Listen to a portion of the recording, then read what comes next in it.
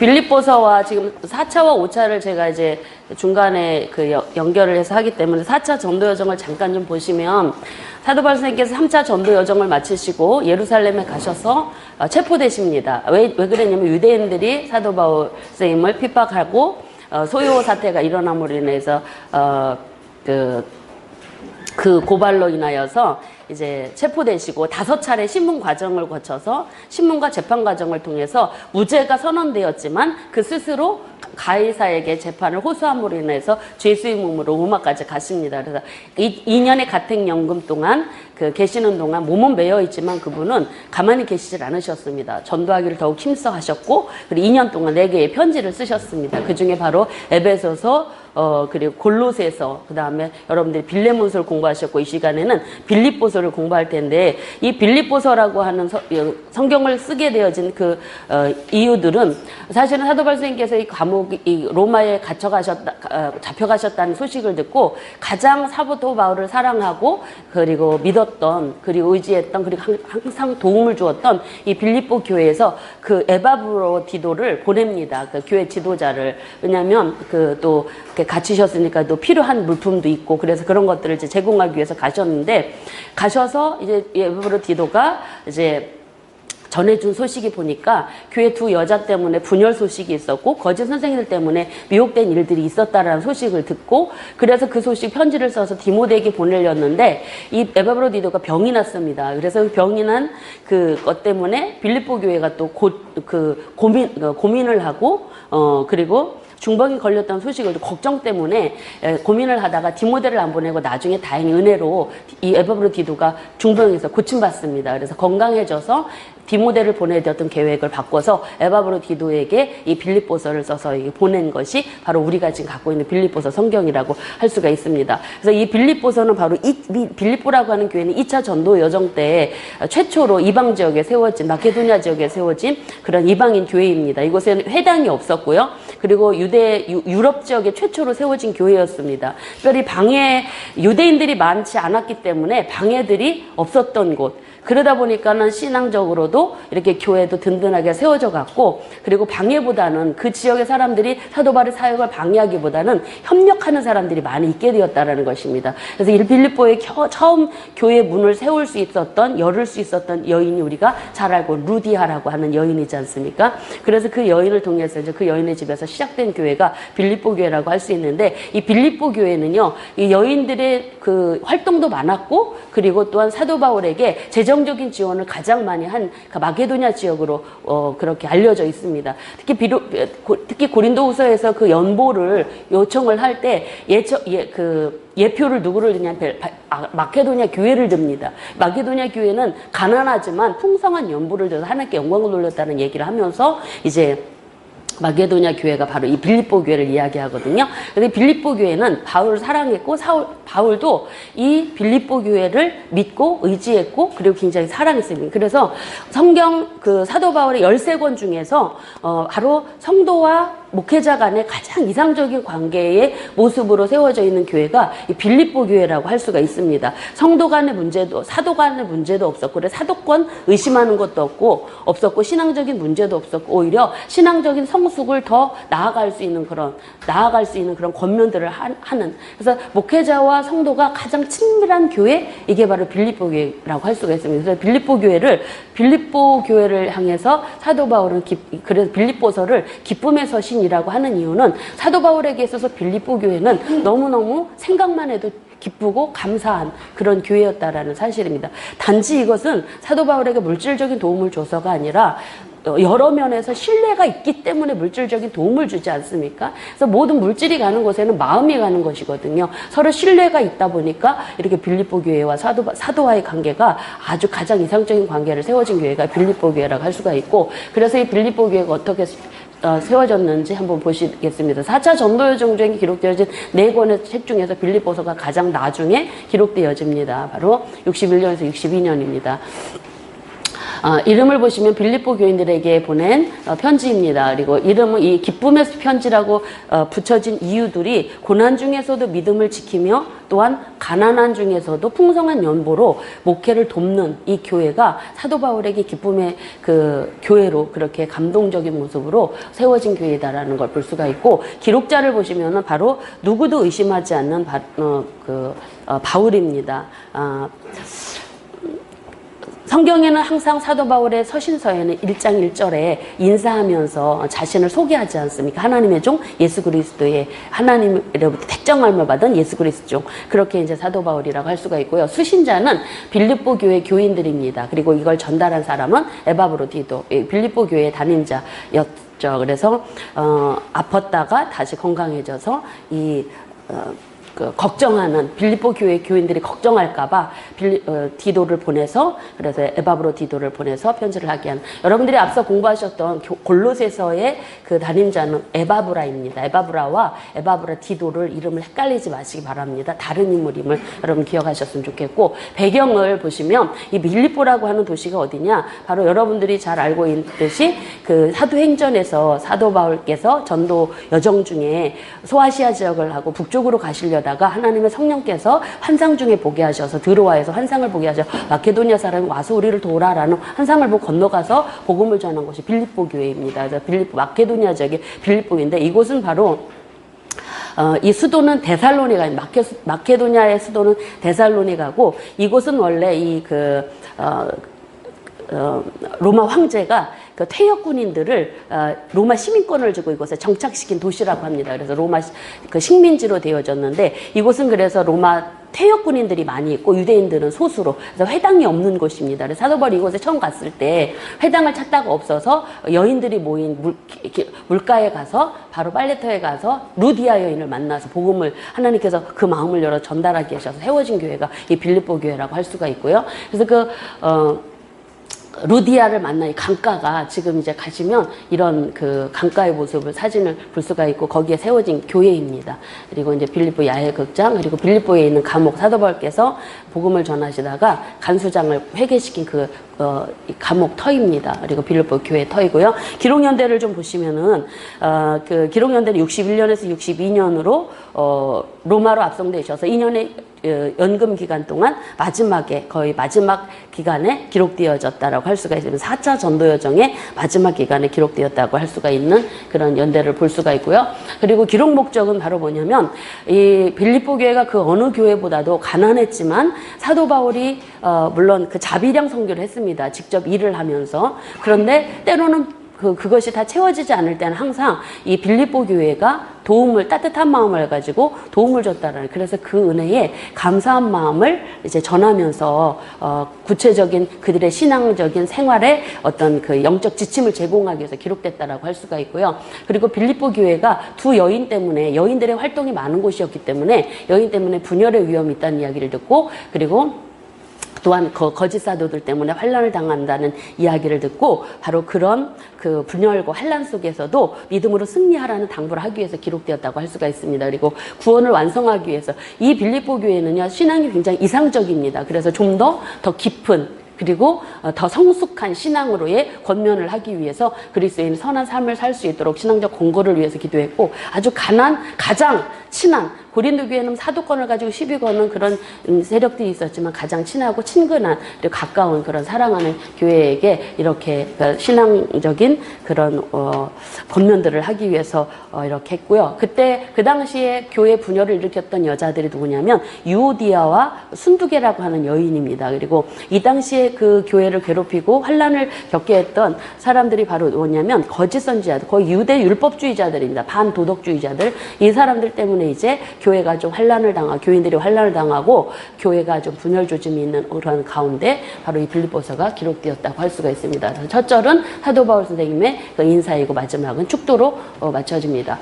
빌립보서는 4장입니다. 근데 크게 보기를 세 부분으로 보면 1장에는 사도 바울이 당신이 지금 각 로마의 죄수로 끌려갔잖아요. 걱정하고 염려하는 그 교인들에게 내가 지금 이런 상태이지만 그럼에도 불구하고 나는 오히려 기뻐하고 감사한다. 근황을 알리는 내용이고요. 2장부터 4장까지는 복음에 합당한 삶을 위한 권면의 내용들이 복종하라, 디모데와 에바브로디도 이야기를 하시면서 그리스도라는 지식에 더 나아갈 수 있도록 표대를 향해서 나아갈 수 있도록 그리고 분열이 있는 교회에게 같은 마음을 품도록 권면한 내용들이 주로 이제 권면되어지고 있고 마지막은 바울의 감사가 되어지는데 당신이 비록 때로는 이제 자비량으로 또는 이 빌립보에게 도움을 받아서 이 사역을 하지만 내가 가난해도 없어도 그리고 풍족해도 나는 어떤 환경 속에서 자족하는 비결을 배웠다라는 그 고백이 여기에 나타나고 있는 걸 볼 수가 있습니다. 그래서 자신이 비록 지금 연금 상태에 있어도 나는 이 상태에서도 만족한다. 그래서 자신을 염려하고 걱정하는 그 빌립보 교인들의 마음을 좀 안심시키면서 그들의 사랑에 감사하는 내용이 마지막으로 엮여져 있습니다. 그래서 핵심의 내용들을 보면 이러한 내용이 이렇게 한 단어로 두 단어로 되어졌습니다. 그래서 근황에서는 바울의 고난을 통해서 그리고 이 복음에 합당한 삶의 권면에서는 겸손과 권능과 관용에 대해서 관용의 삶에 대해서 그리고 마지막은 자족에 대해서 그리고 특별히 이 그 표대를 향해서 달려가는 그리스도의 삶이 무엇인가를 가장 이상적인 그런 빌립보 교회의 모습을 통해서 보여주고 있는 내용이 이 빌립보서라고 할 수가 있습니다. 내용을 좀 자세하게 살펴보면 시간이 그렇게 우리가 공부할 시간이 한 20분씩밖에 안 돼요. 이게 지금 4권을 1시간 반에 해야 돼서 그래서 중요한 내용들만 이렇게 넘어가면서 공부하도록 하겠습니다. 먼저 그 사도 바울이 감사하는 내용들은 내가 간구할 때마다 사도 바울의 마음이 여기에 담겨져 있는 걸 볼 수가 있는데 편지 서신 초두에 내가 너희를 생각할 때 너무너무 기쁘다 감사 그래서 이제 기쁨의 서신으로 이제 나타나는데 왜냐하면 이 가난하고 어렵고 힘든 가운데서도 복음에 참여하는 즉 지금 사도 바울이 갇혔다고 어렵다고 뭔가 좀 도움을 주러 온 그런 그 도움의 손길을 들고 온 그 모습을 바라보면서 내가 그 너희들 생각하면 너무 감사하다 이런 인사로 시작하는 것입니다. 그러면 사도 바울이 자신이 지금 가택연금 가운데 있는데 바로 이런 가택연금 상태에서도 사도 바울은 그걸 고난이라고 생각하지 않습니다. 이걸 당연한 일로 복음을 위한 일인데 바로 이러한 이 복음을 전하는 일에 대해서 어떤 그 불평이나 원망이 아니라 오히려 사도 바울은 그 감옥에 갇힌 자체가 오히려 그 황제들의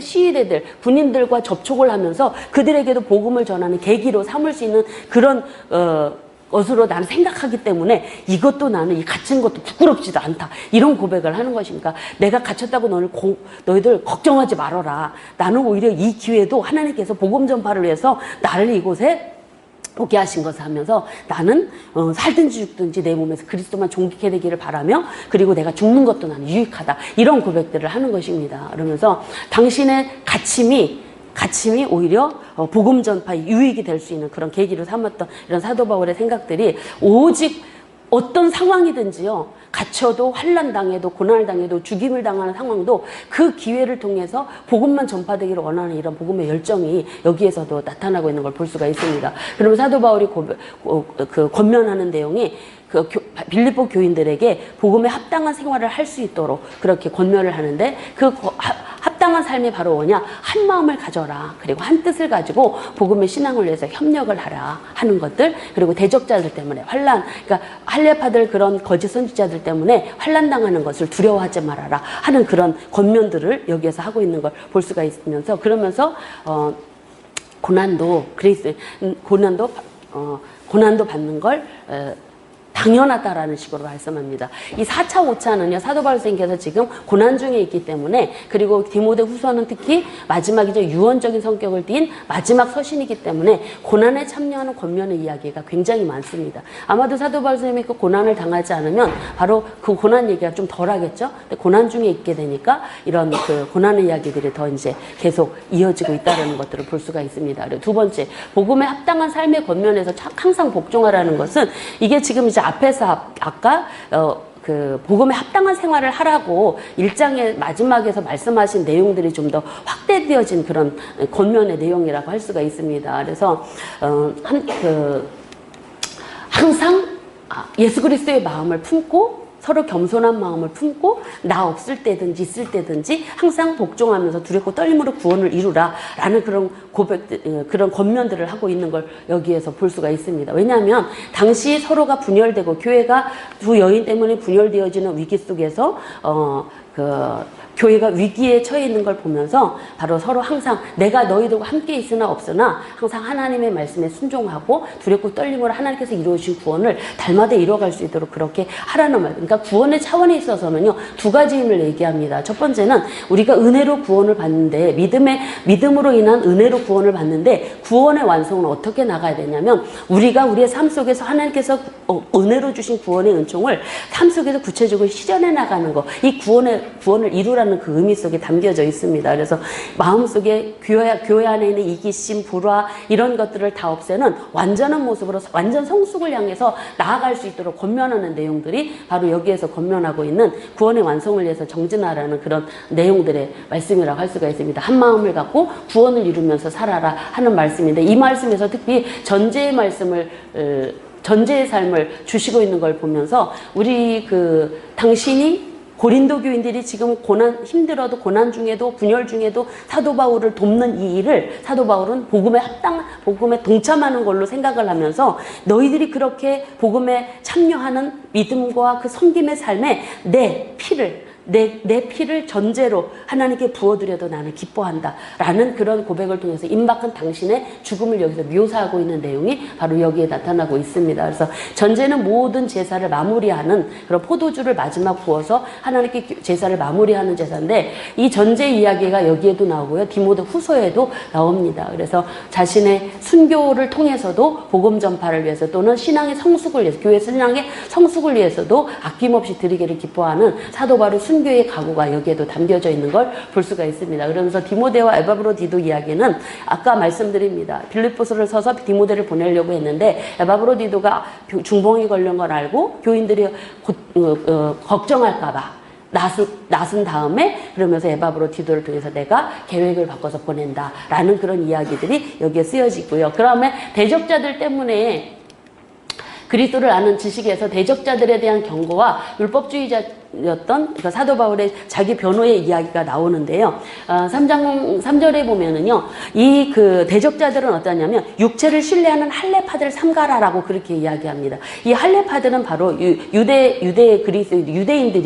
그래서 할례를 하지 않으면 그리스도인 구원받지 못한다라는 이 유대인 그리스도인들이 갖고 있었던 율법의 행위로 구원받는다라는 이 이야기는요. 신약성경 거의 할례파들의 활동은 항상 그리스도인들의 교회의 대적자들이었었습니다. 왜냐하면 인간의 행위로 구원받는다라는 것과 하나님의 은혜의 방법, 믿음으로 구원받는 것과는 상치되기 때문입니다. 그래서 뭐라고 얘기하면 참 할례파는 어떤 자냐? 육신을 자랑하지 않고 하나님의 성령으로 봉사하며 그리스도 예수를 자랑하고 육체를 신뢰하지 않는 우리가 바로 참 할례파다 하면서 할례파들의 그런 공격 대적자들에 대한 경고의 이야기들 그리고 그들의 지식을 바꿔주는 내용들이 여기에 나타나고 있고요. 사도 바울도 당신은 나도 할례파이다. 나도 율법주의자였다라는 그런 고백들을 하면서 나도 옛날에 그 할례파들처럼 율법에 열심히 있는 자였지만 내가 그리스도를 만난 다음에 내가 갖고 있는 이 모든 것들을 나는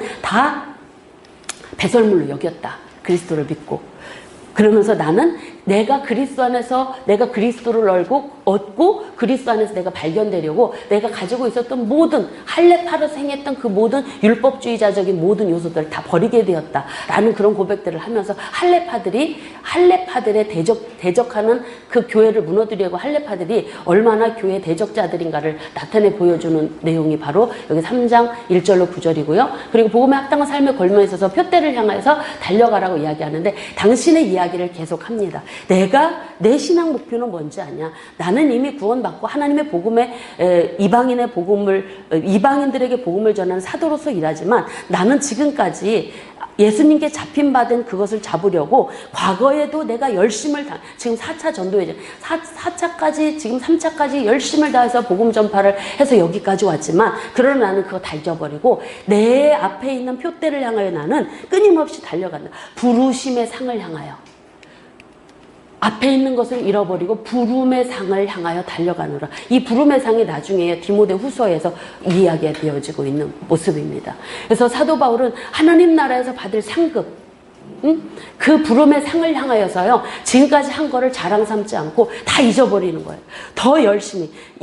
그러면서 너희들이 지금 어느 수준에 있든지 계속해서 행하라.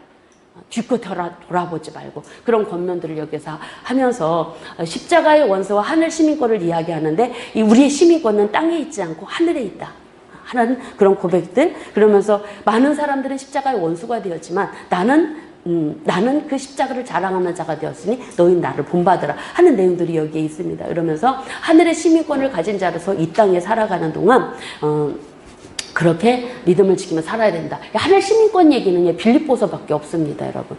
그리고 그 4장 1절로 9절에서는 빌립보 교회 문제점, 바로 같은 마음을 품으라라고 하는 말씀에는 교회가 뭔가 문제가 있다라는 것입니다. 두 여인, 유우디아와 순두계라고 하는 여인이 교회 안에 분열을 일으키는 일들을 행했다라는 것입니다. 그래서 이 여인들을 향하여서 두 마음 품지 말고 화해를 하고 한 마음을 품어서 하나님의 거룩한 일에 함께 동참하는 자 되어라라는 그런 이야기들. 그 교회에서 여자 성도들이 열심을 다하는 것들은 굉장했지만 이게 교회 공동체를 무너뜨리는 위험도가 굉장히 많다라는 것들이 성경에 굉장히 여기저기 나오는 걸 보면 이 여자 성도들이 교회 안에서 오늘날에도 좀 조심해야 될 부분들이 아닌가 싶은 생각이 듭니다. 그러면서 사도 바울은 자신을 본받으려 이야기하면서 교회 같은 마음을 품고 교회 공동체를 위해서 항상 힘쓰라는 그런 권면의 내용들을 하고 있습니다. 그러면서 여기 4장 9절에 보면은요, 너희는 내게 배우고 받고 듣고 본 바를 행해라 라고 하는 고백은 사실은 나를 본받으라라는 내용은 참 쉽지 않은 그런 고백입니다. 그런데도 이 사도 바울은 자신의 그 삶이 얼마나 하나님 앞에 부끄러움이 없는 삶인가를 보여줄 수 있는 그런 하나의 그런 구절이라고 할 수가 있고요. 그리고 마지막에 바울의 감사의 내용을 보면서 자족의 삶에 대해서 우리가 잘 알고 있는 내게 능력 주시는 자 안에서 이 말씀, 나는 모든 것을 할 수 있다라고 하신 이 말씀을 우리가 잘 알고 있는데, 사도 바울의 고백, 내가 궁핍해서 말하는 게 아니라 나는 어떤 형편에서든지 나는 자족할 줄 아는 사람이다. 이 의미는 바로 어떤 의미냐면 외적인 환경이 어떠하든지 내적으로 강한 힘을 나는 갖고 있다라는 그런 의미라고 합니다. 그래서 일체의 비결, 그러니까 나는 환경이 좋든지 나쁘든지 내가 그 환경에 적응할 수 있는 나는 강한 마음을 갖고 있다, 이런 의미겠죠. 이건 바로 있을 때나 없을 때나 나는 환경에 상관하지 않는다. 너희들이 물질 후원 안 해도 나는 그 나름대로도 감사하며 지낼 수 있다라는 그런 의미를 가지고 이야기합니다. 그래서 그 의미는 어떠한 환경 속에서도 나는 존재한다. 이 의미가 모든 상황 속에서라는 그런 의미라고 말씀을 하고 있습니다. 그리고 일체의 비결, 그 어떤 상황 속에서도 하나님의 그가 강할 수 있었던 것은 그리스도를 의지하는 믿음 때문이었다라는 것, 이것을 바로 여기서 말씀하시면서 내게 능력 주시는 자에서 모든 것을 할 수 있다라고 하는 것은 고생과 불시험을 통과한 후에 그 다음에 어떤 모든 상황 속에 대처할 수 있는 사람만이 고백할 수 있는 내용. 사도 바울은 지금 다 그거 지났지 않습니까? 그래서 사도 바울 선생님의 이런 그 고백이, 빌립보서의 고백이 그의 삶을 나타내 보여주는 고백이라고 할 수가 있습니다. 그래서 모든 상황 속에 대처할 수 있는 자가 바로 복음 사역을 감당할 수 있는 그런 강한 자로 우리가 보여지고 있다라는 것들. 그리고 마지막으로 사랑에 대한 감사의 내용들이 있는데, 가이사의 집 사람들 몇이라고 이야기하는 것은 이게 황제의 친척들이, 황제의 측근 사람들이 지금 복음을 듣고 구원함에 이르게 되었다라는 사실을 이야기를 하고 있습니다. 그거에 대한 이제 감사의 이야기들을 하고 있는 것입니다. 그래서 내가 갇힌 것도 나는 유익하고, 갇힌 것도 복음 전파를 위해서 아주 유익하고, 나는 그것 때문에 기쁘다. 이 고백을 1장에서 하는 것입니다. 그러니까 이런 자세가 어떤 환경 속에서도 우리는 그렇잖아. 어렵고 힘들면 불평이 먼저 나고, 왜 저도 처음에 막 개척해서 막 그런 얘기들 많이 했는데, 그래서 나중엔 하나님께 회개하고 하나님 잘못했어요. 그런 적을 한두 번 한 게 아니에요. 근데 이게 말씀을 알면서도 그게 실현이 참 되지 않는 게 어렵습니다. 나는 아직도 사도 바울 선생님 발바닥 때만큼도 못 쫓아가겠구나 이런 생각들을 참 많이 합니다. 힘들면 내가 왜 여기로 왔지? 이런 생각들을 많이 할 때가 있었습니다. 근데 사도 바울의 이런 고백들을 보면서 환경이 어떠하든지 우리는 그런 고백이 나오는 게 아니라 이런 고백, 그 환경 속에서 하나님 행하시는 하나님을 믿고 나가게 되면 그 환경 속에서도 하나님께서는 구원의 역사를 이루신다라는 게 이 빌립보서를 통해서, 빌립보서의 사도 바울의 고백을 통해서 우리에게 보여주고 있는 것 같습니다. 그래서 이렇게 해서 이제 빌립보서가 맞춰지게 되는데, 빌립보서 이야기는 그렇게 어려운 부분들이 없습니다. 여러분들이 읽어보시면은 잘 알 수 있는 내용들이고, 그래서 2차 전도 여정 때 세워진 이방인의 교회에게 재정적으로 여러모로 도움을 주는 이 빌립보 교회에게 권면의 말씀들을 준 이 내용, 그래서 하늘 시민권을 가진 시민답게 모든 환경 속에서 자족하는 삶을 살았던 나처럼 너희도 그렇게 살기를 원한다.